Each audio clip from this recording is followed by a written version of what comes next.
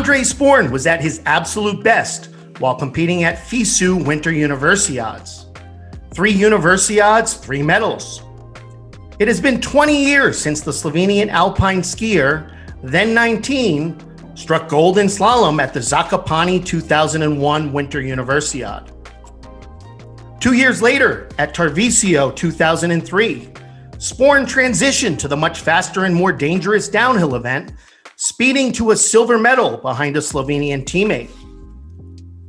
And then 2 years after that, at Innsbruck 2005, it was back to slalom as he skied to bronze, completing the Winter Universiade trifecta, having collected 1 medal of each color.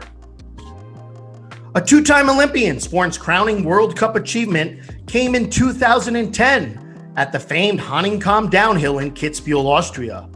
He cast all fear aside and raced to a highly impressive second-place finish, only behind Swiss superstar Didier Kusch. And to top everything off, Šporn earned his bachelor's degree in 2012 while actively competing from Maribor University in his native Slovenia. Hello and welcome to another edition of the FISU University Legends Interview Series. I'm Brian Pinelli.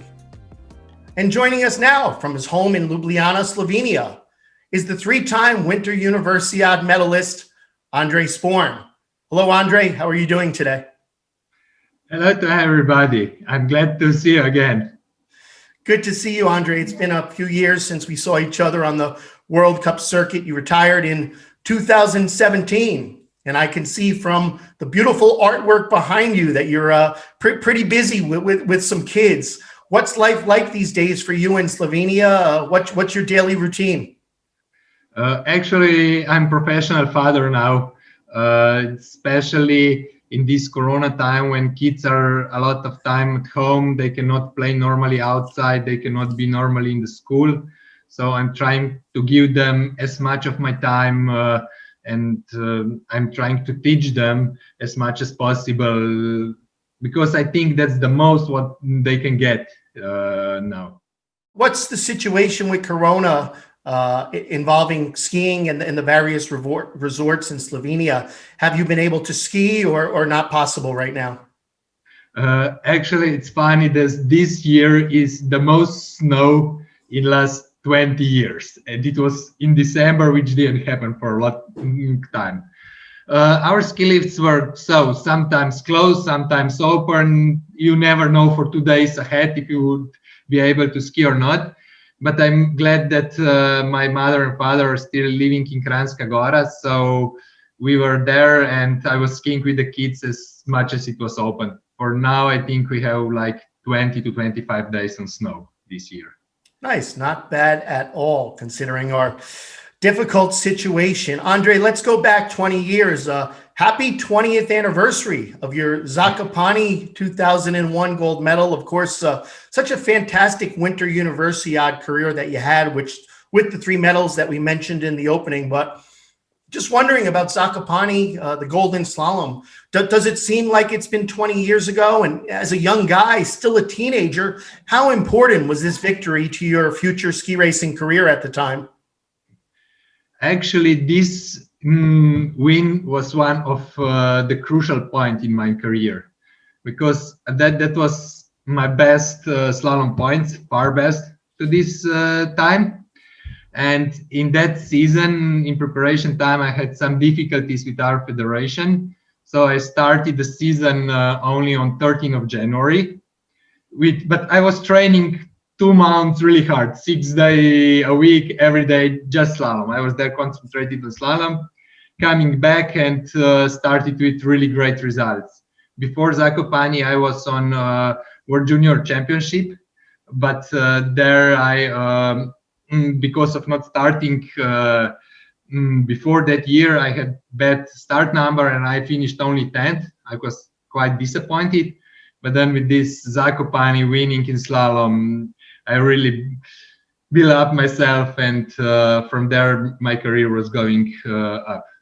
At the time, the FISU Universiade president, I don't know if you remember this, at the closing ceremony, he said, George Killian, he said, "We have witnessed a miracle."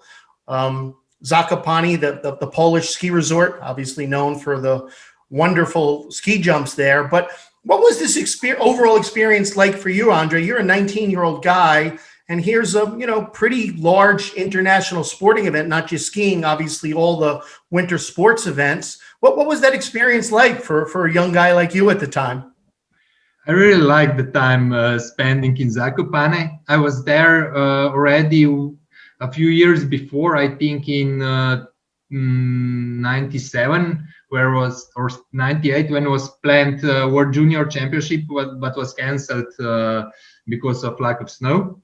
From all big events, I liked Universe the most, because it's not so tightened, it's not so much pressure from everybody, from people, from journalists. There you can really focus on skiing, on your results, and on making friends with other students and skiers or from other sports. Did you get to see some other events, cheer on some of your Slovenian teammates outside of alpine skiing? I think I went for one or two, but I don't remember now. Okay. Exactly for what. Long time ago, man. 2 decades. No problem. It happened a lot in between. Sure. So you continue your Winter Universiade career 2 years later in Tarvisio, Italy, which is only about 10 kilometers from the Slovenian border. You transition to downhill, take a second place behind your Slovenian teammate, Ozbi Ozlak, if I'm not mistaken. Yes. What was this experience like? And tell me about the transition now to downhill, because you seem to do it seamlessly. Not a lot of guys have done it. Bodie Miller, Axel Lund Svindal, you're a young guy. Wasn't this difficult? With Axel, we were actually together from Europa Cup down to World Cup and doing this transition. I always liked speed. I always liked adrenaline, but as life goes, sometimes you can do what you want, sometimes not. And I was really good in slalom and speed already from the juniors.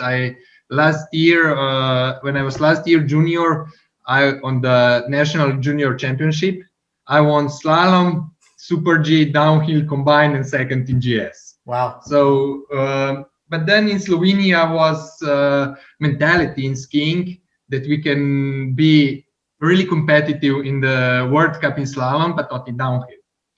So I was training slowly downhill, and first I was starting combined discipline, and then some special downhills and Super Gs. But as I said that here, that after Torino Olympics in 2006, I had back injury, discus hernia. I went to operation after season, and I said I don't want another operation when I will be 30. So I go to downhill. It's more safe for back. It's safer for you. You need to be crazy to say that. No comment. What about the Tarvisio Universiade? Again, as we mentioned, very close to Slovenia. There are ideal slopes, snow conditions. And many said afterward that this Winter Universiade kind of put Tarvisio on the international map. What was your experience in regards to that? Yeah, it was really good prepared. Downhill there is perfect. It's that for me was that the longest downhill to that day, 2 minutes 10. I was really that in the finish. But I know that hill because, as I said, I'm living really close. We were training. Sometimes they are not downhill because it's not open. And if I compare Tarvisio and Zakopane University, I really liked much more Zakopane because we were all together in one city. And in Tarvisio, we are all in separate places. Skiers were in Tarvisio. Some hockey players were, I don't know exactly, but like 30 kilometers away. And then you don't have that feeling exactly what should be, I think, on university. So 2 years later, Innsbruck, Austria, as your Winter Universiade experience continues. Now, my question to you, Andrej, now you go back to the slalom. Of course, Innsbruck was so well known for the 1964, 1976 Winter Olympics. We all remember Franz Klammer's amazing downhill run there on the Olympia Petrokofel. But you decide to go in the slalom. I don't want to give you a hard time, but didn't you want to race that famed downhill that Klammer conquered? Yes, exactly. That was my wish, to go there for all four disciplines. But actually, at that time, I was already on the edge of World Cup team, in the World Cup team on slalom. And at 2005, in beginning of December in Beaver Creek, I was 8th in World Cup slalom. So my priority was World Cup, and I need to be in Wengen for slalom and Super G. Mm-hmm. So I squeezed the university slalom between Wengen's slalom combined and Kitzbühel. Wow. That I only came at night from in the evening from Wengen, sleep over, do evening race, and go to Kitzbühel. That's incredible, Andrej. And of course, you won that bronze medal, completing your collection at the Winter Universiade in Innsbruck. Obviously, comparing Zakopane, Tarvisio, and Innsbruck was obviously such a well-established mecca for winter sports, obviously those two Winter Olympics. What was that Winter Universiade like, the larger experience and, being with all of the athletes in such a special place for winter sport? Yeah, but I cannot tell you a lot from that because I was only one day, not even 24 hours there. It was the best thing was meeting all other athletes. So you spent 9 years, if I'm not mistaken, on the World Cup as a representative of the Slovenian ski team. And you really kind of transitioned to downhill. I mean, that really became your bread and butter. But how much did the three Winter Universiades, would you say, help your World Cup career as far as confidence, obviously having been around multi-sport events, and the two Olympics that you competed in Torino 2006 and Vancouver 2010? I think that especially Zakopane Universiade changed my career the most from that event, especially Olympic Games. I don't have I don't think that that's some really special event because, for my opinion, that's one of the easiest race in the year. Because normally you have 10 to 12 Austrians on the start, there you have 4. Maximum 5. So it's easier, and I like the World Cup races, which are in some rhythm every weekend. But from Zakopane, from there, as I said, my career was going really up. It's really important for start number, these FISU points, and I moved for really a lot with that Zakopane result. And after that, I was, I think, even second on national championship. So everything together from that year on was going further. And after Zakopane year, next year I was third in Europa Cup overall slalom. So that was actually this start to World Cup. Let's transition a little bit. I know, you have this passion for speed, but you were also studying, obviously, during your Universiade days there in Ljubljana. I believe you became very focused with your ski racing. And then, if I'm not mistaken, after an injury in 2009, you returned to your studies at Maribor University and obtained a degree in 2012. Tell me about your educational pursuits in and around your ski racing endeavors. I was always interested in computer science, so I decided to study that in Ljubljana. But I'm in second year, actually, I did first year normally, but then second year, I didn't so much time anymore because of I was better in skiing. I was in between the World Cup team and the Europa Cup team. And then in some 2 to 3 years, I figured out that I don't get enough from that university. I cannot be there. I cannot do experiments, see new things. And that what I'm doing from university, I can do by myself. I can find books. I can go on internet and learn by myself what I'm interested. So I decided to quit. But then in 2009, after injury, I have too much time, and I go to University of Maribor, and there I finished my studying, and it was still connected with computer science. It's like information in organization or something like that.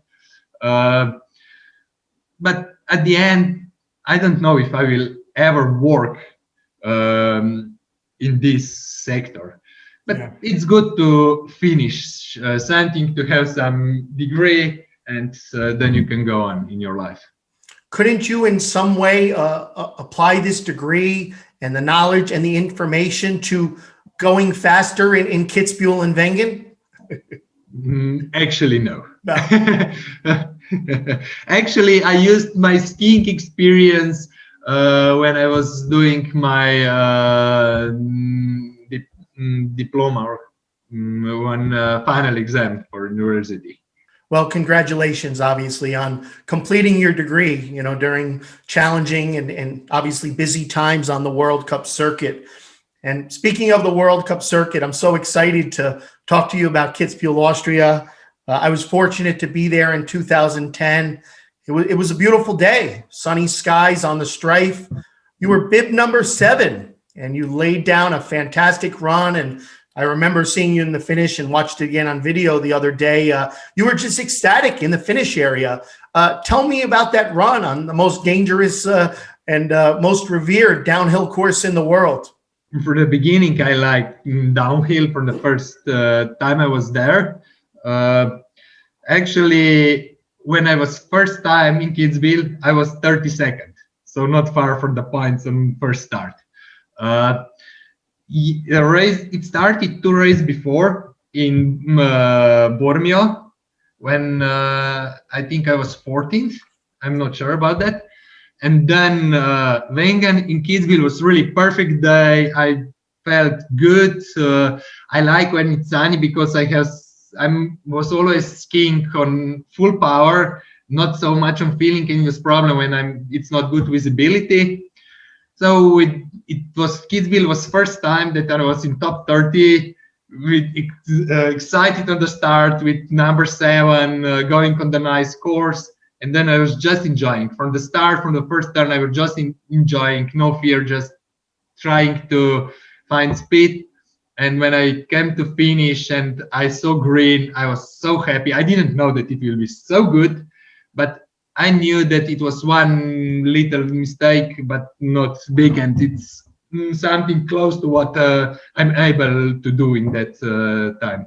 Yeah, what a fantastic run, as you say, putting fear aside. So now you're the leader in the clubhouse. You know, there's 40,000 fans in the finish area and on the mountain in Kitzbühel. You're sitting number 1, like a king on his throne. Racers come down, your time held up, your time held up, your time held up.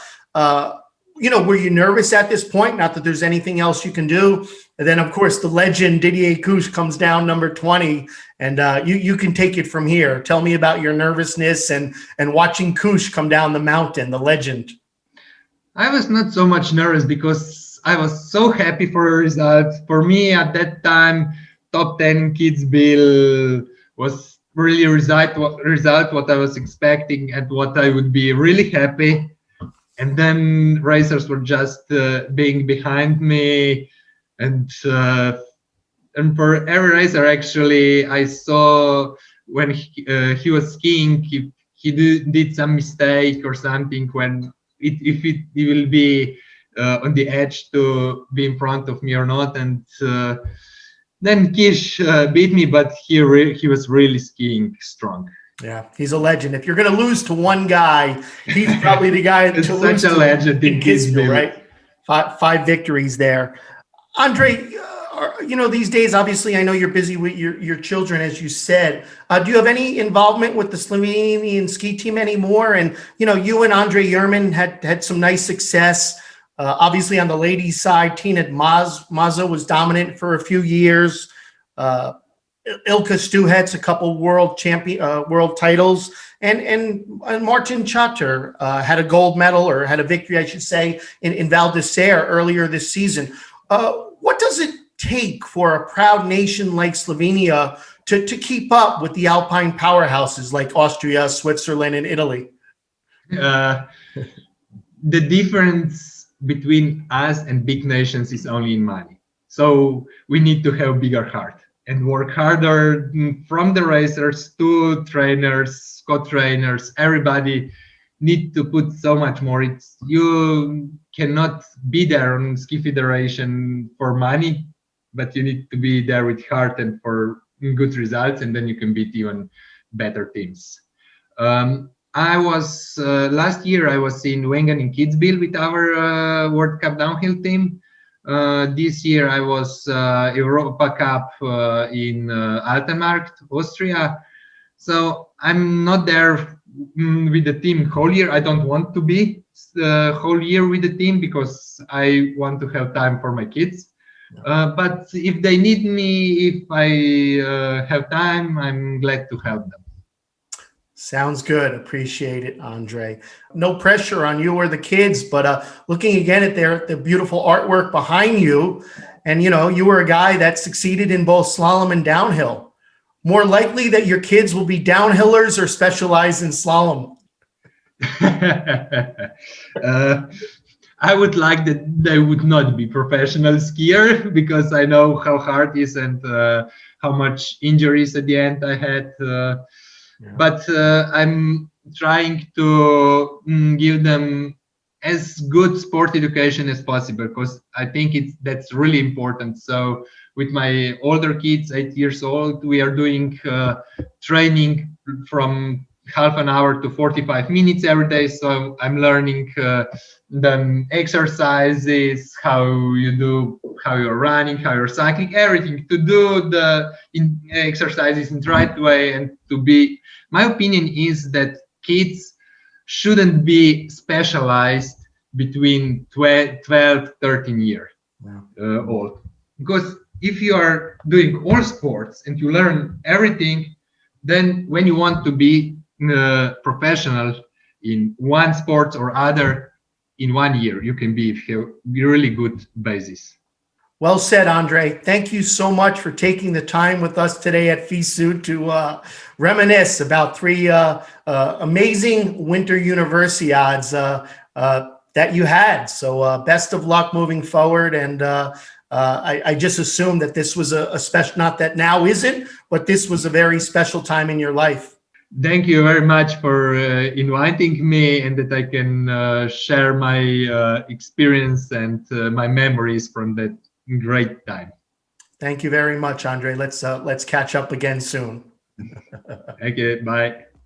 And thanks to you for tuning into this edition of the FISU University Legend Interview Series. I'm Brian Pinelli. Stay tuned for future interviews with Universiade champions that succeeded in life, probably, most likely, propelled by their Universiade experiences. Have a great day, everybody.